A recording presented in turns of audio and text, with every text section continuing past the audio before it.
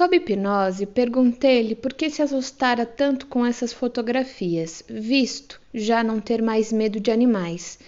Respondeu que a tinham feito recordar as visões que tivera aos 19 anos, na época da morte do irmão. Deixarei para depois as indagações sobre essa lembrança. A seguir, perguntei-lhe se sempre gaguejara e há quanto tempo tinha o tique, o estalido peculiar. A gagueira, disse, surgira quando estava doente. Tinha o tique há 5 anos, desde o tempo em que estivera sentada à cabeceira da filha mais nova, quando esta esteve muito doente e desejara ficar absolutamente quieta. Tentei reduzir a importância dessa lembrança, ressaltando que, afinal de contas, nada acontecera à filha e assim por diante. A coisa surgia, disse-me ela, sempre que ficava apreensiva ou assustada. Dei-lhe instruções para que não se assustasse com os retratos dos peles vermelhas, mas que risse à vontade deles e até chamasse para eles minha atenção. E isso de fato aconteceu depois de ela despertar. Olhou para o livro, perguntou-me se o tinha visto, abriu na página e riu alto das figuras grotescas, sem o menor indício de medo e sem que suas feições denotassem a menor tensão. O Dr. Breuer entrou subitamente com o médico interno para visitá-la. Ela se assustou e começou a produzir o estalido característico, de modo que eles logo se retiraram. A paciente me explicou que ficara agitada daquela maneira por ser desagradavelmente afetada pelo fato de o médico interno também entrar a todo instante. Eu também havia eliminado suas dores gástricas durante a hipnose, tocando-a levemente no abdômen, e disse-lhe que, embora ela esperasse pelo retorno da dor depois do almoço, isso não aconteceria. Noite. Pela primeira vez ela se mostrou alegre e falante, e deu mostras de um senso de humor que eu não tinha esperado numa mulher tão séria. E, entre outras coisas, com a acentuada sensação de estar melhor, zombou do tratamento feito por meu antecessor. De há muito pretendia, segundo me disse, desistir daquele tratamento, mas não conseguia encontrar o médico certo de fazê-lo, até que uma observação fortuita feita pelo Dr. Breuer numa ocasião em que a visitou, indicou-lhe a solução. Quando pareci surpreso com isso, assustou-se e começou a recriminar-se asperamente por ter sido indiscreta. Ao que parece, porém, consegui reassegurá-la.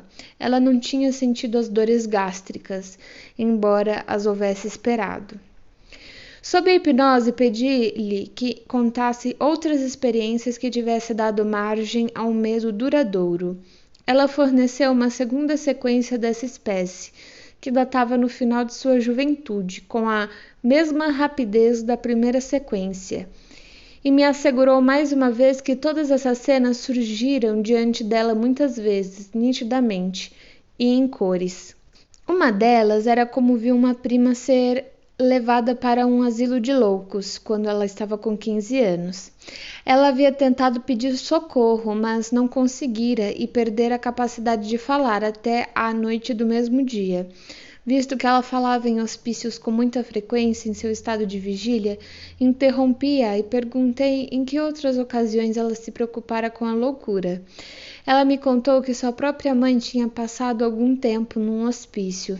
Em certa época, tivera uma empregada, cuja antiga patroa estivera muito tempo internada numa dessas instituições e que costumava contar-lhes histórias aterradoras de como os pacientes eram amarrados a cadeiras, espancados e etc. Ao narrar-me isso, retorceu as mãos, horrorizada. Estava vendo tudo diante dos olhos.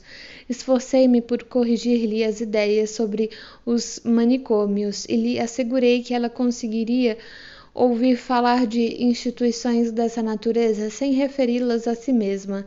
Com isso, suas feições relaxaram. Prosseguiu com sua relação de lembranças aterradoras. Uma aos 15 anos, de como encontrara a mãe, que tivera um derrame cerebral, estendida no chão. A mãe viveu mais 4 anos. De novo, aos 19, de como chegou a casa certo dia e encontrou a mãe morta, com o rosto contorcido. Naturalmente, tive uma dificuldade considerável em atenuar-lhe essas lembranças. Após uma explicação bastante longa, assegurei-lhe que também esse quadro só lhe surgiria outra vez de forma indistinta e sem intensidade. Outra lembrança era a da maneira como, aos 19 anos, ela levantou uma pedra e encontrou debaixo dela um sapo, o que a fez perder a fala durante horas. Durante essa hipnose, convenci-me de que ela sabia de tudo o que acontecera na última hipnose, enquanto na vida de vigília não tem nenhum conhecimento disso. 10 de maio, manhã. Pela primeira vez, deram-lhe hoje um banho de farelo, em vez de seu habitual banho morno. Achei-a com uma expressão de aborrecimento e angústia, com as mãos envoltas num xale.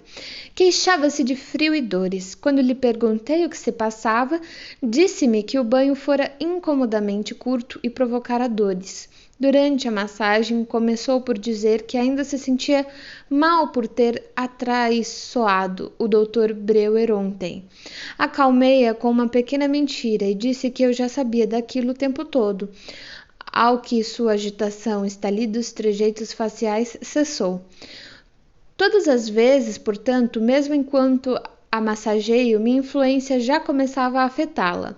A paciente fica mais tranquila e mais lúcida, e mesmo sem que haja perguntas sobre hipnose, consegue descobrir a causa de seu mau humor naquele dia. Tampouco sua conversa durante a massagem é tão sem objetivo como poderia parecer. Pelo contrário, encerra uma reprodução razoavelmente completa das lembranças e das novas impressões que a afetaram desde a nossa última conversa e, muitas vezes, de maneira bem inesperada.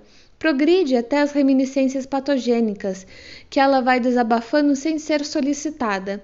É como se tivesse adotado meu método e se valesse de nossa conversa, aparentemente sem constrangimento, e guiada pelo acaso, como um complemento de sua hipnose. Por exemplo, hoje, a falar sobre sua família e com muitos rodeios, passou o assunto do primo. Este não era muito bom da cabeça e os pais mandaram arrancar-lhe todos os dentes de uma só vez. Ela acompanhou a história com expressões de horror e ficou repetindo sua fórmula protetora. Fique quieto, não diga nada, não me toque. Depois disso, seu rosto se descontraiu e ela ficou alegre. Assim, seu comportamento na vida de vigília é dirigido pelas experiências que teve durante o sonambulismo. Embora acredite enquanto está acordada, nada saber a respeito delas. Sob hipnose, repeti minha pergunta quanto àquilo que a perturbara e recebi as mesmas respostas, mas na ordem inversa. 1. Sua conversa indiscreta de ontem. E 2. Suas dores provocadas por ter sentido muito desconforto no banho. Perguntei-lhe hoje o significado de sua frase, fique quieto. Explicou que, quando tinha pensamentos assustadores, temia que eles fossem interrompidos em seu curso, porque então tudo ficaria confuso e as coisas ficariam ainda piores. O fique quieto relacionava-se com o fato de que as formas animais que lhe apareciam quando ela se achava em mau estado começavam a mover-se e a atacá-la se alguém fizesse um movimento em sua presença. A exortação final, não me toque, provinha das seguintes experiências. Contou-me como, quando o irmão estivera muito doente por ter ingerido muita morfina. Ela estava com 19 anos na ocasião. Costumava muitas vezes agarrá-la e, como de outra feita, um conhecido enlouquecera de súbito em sua casa e a tinha segurado pelo braço. Houve um terceiro exemplo semelhante, do qual não se recordava com exatidão, e por último, como quando tinha 28 anos e a filha estava muito doente, a criança se agarrara nela com tanta força em seu delírio que ela quase fora sufocada. Embora seus 4 exemplos fossem tão separados no tempo, Ela os relatou numa única frase e numa sucessão tão rápida que poderiam ter constituído um único episódio em 4 anos.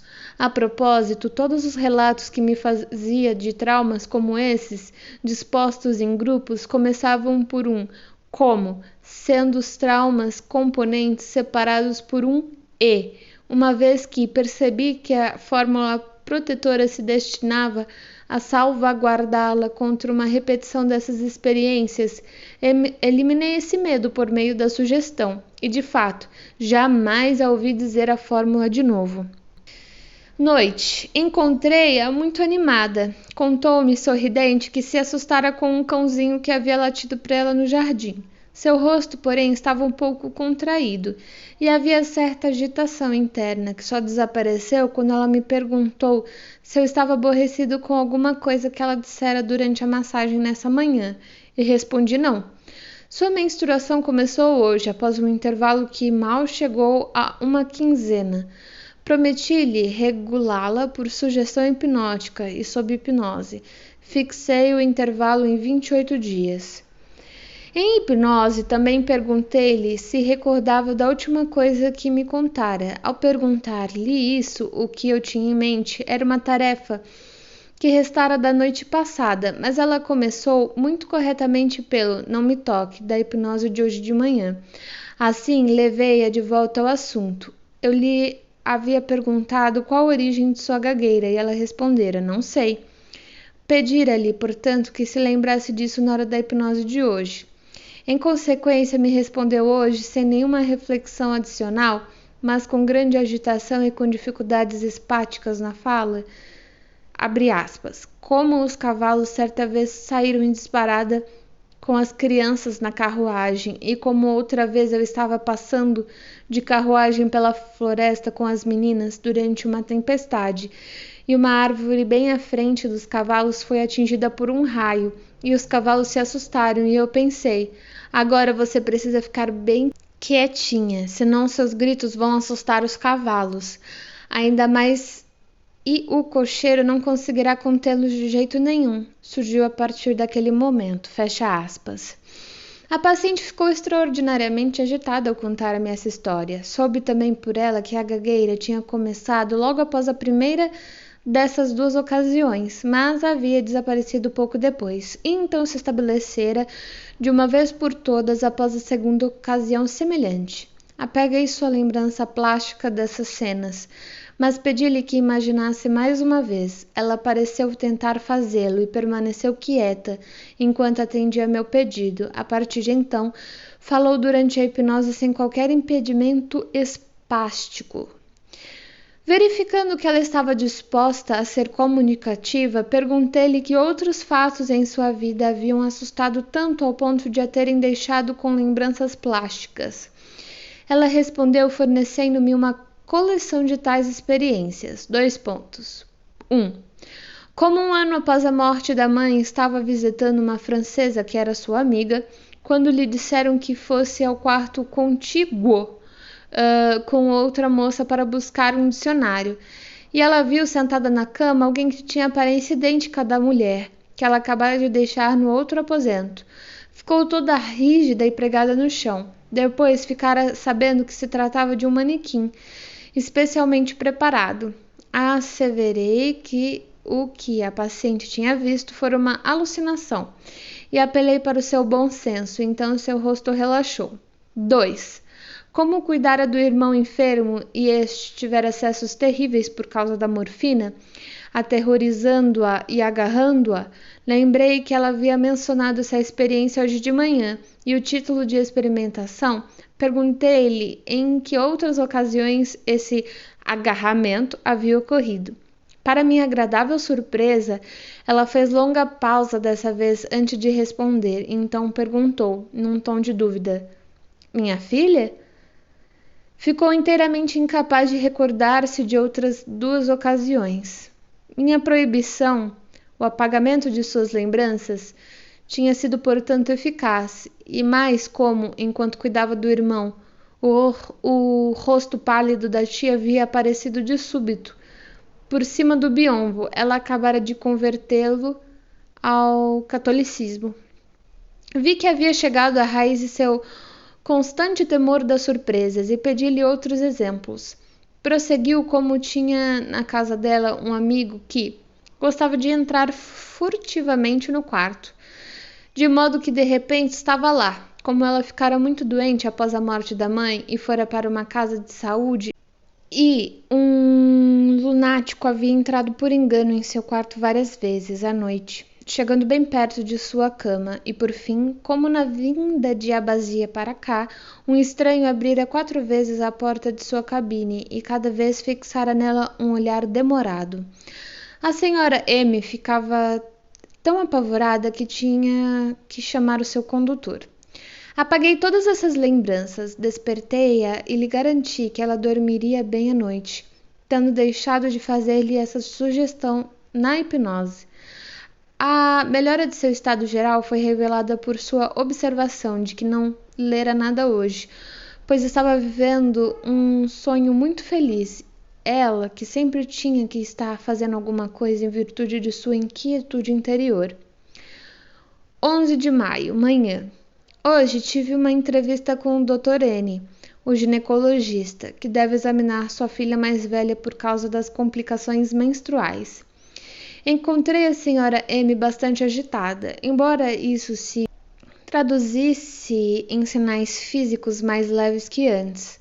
De vez em quando exclamava, abre aspas, estou com medo, estou com tanto medo que acho que vou morrer, fecha aspas.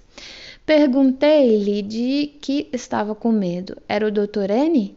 Não sabia, respondeu. Simplesmente estava com medo. Sob a hipnose que induzi antes da chegada de meu colega, declarou ter medo de que me tivesse ofendido por alguma coisa que dissera durante a massagem ontem, que lhe parecera indelicada. Também tinha medo de tudo o que era novo e, por conseguinte, do novo médico. Consegui acalmá-la, embora se assustasse 1 ou 2 vezes na presença do Dr. N. Ela se comportou muito bem e não produziu nenhum de seus estalidos, nem houve qualquer inibição da fala. Depois que ele se foi, tornei a colocá-la sob hipnose para eliminar qualquer possível resíduo de excitação provocada pela visita. Ela própria ficou muito contente com seu comportamento e depositou grandes esperanças no tratamento. Tentei convencê-la, a partir desse exemplo, de que não é preciso ter medo do que é novo, já que o que é novo também contém o que é bom.